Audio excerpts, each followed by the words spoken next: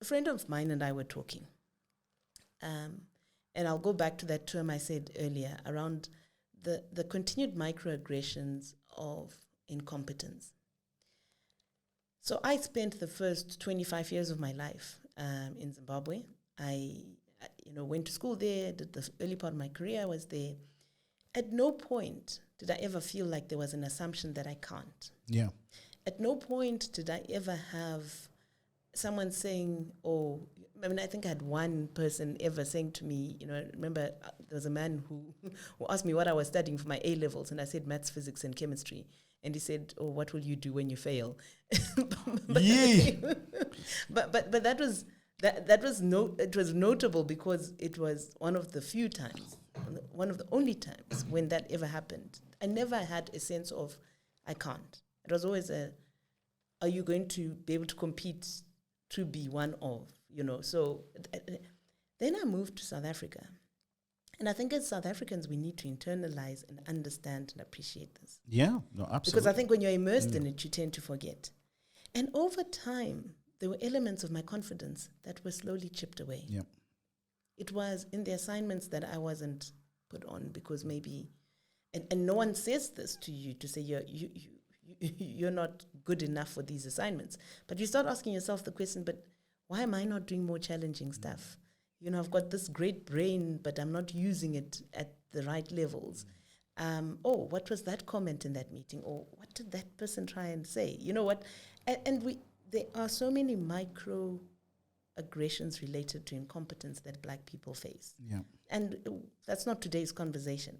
But it struck me in that team, that Springboks team, that these Black players came out absolutely on top. That Rassie was able to do something that helped them to say, no, I am good. Yeah. I do bring something to the table. Yeah. And that thing that I bring is great. And actually, you know what? You need it. Yeah. No, absolutely. And I think his ability to to really, I think if you're a leader who is focused on finding the great in people, you look for it.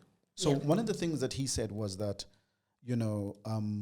some of the players may not be technically great rugby players, but they've got heart. They've got hearts like nobody else will have hearts. So whereas somebody else would really expect that competency thing to be the flagship and completely ignore enthusiasm and motivation and aspiration and potential and drive and just say, well, you can't do it because you're not technically competent. He looked for those. But what was even, and I don't know, now we're going to get really sort of technical in rugby, what was even more amazing was that he diverts from the norm. He sits back and goes, but if I've got two CJs,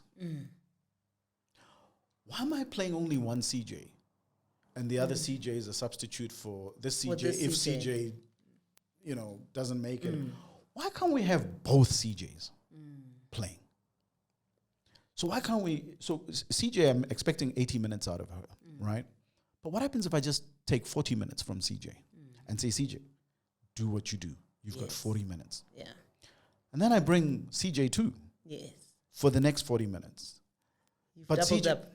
I've doubled up. So, but CJ 1 shouldn't feel that they're anything less than CJ 2 because now they're being taken off. You're not being taken off because you're not playing as well. Or you're creating a team, and he created this bomb squad.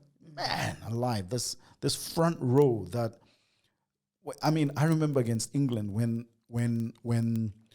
the front row came off, and then Kirstoff and these guys came on. I thought, oh no, these guys are just about to get bulldozed.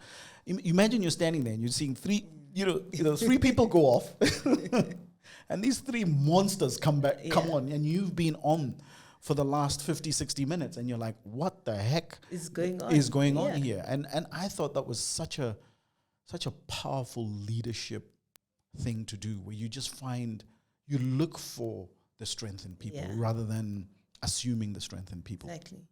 And that, interestingly enough, I think probably comes from Rassie himself having been a player, right? Yeah, Because he probably knows that, you know what, actually, in as much as I want to give my all for the whole game, there comes a point when, you know, I'm starting to get exhausted. Yeah. So how do I bring to double myself? How do I clone myself so that at that point when I'm getting exhausted, I can step down and someone else can come in? So we keep the energy levels at a much higher level than our competitors. Yeah, and you also create that depth of feeling and depth of camaraderie where the person on the bench is not the substitute, It's not. right?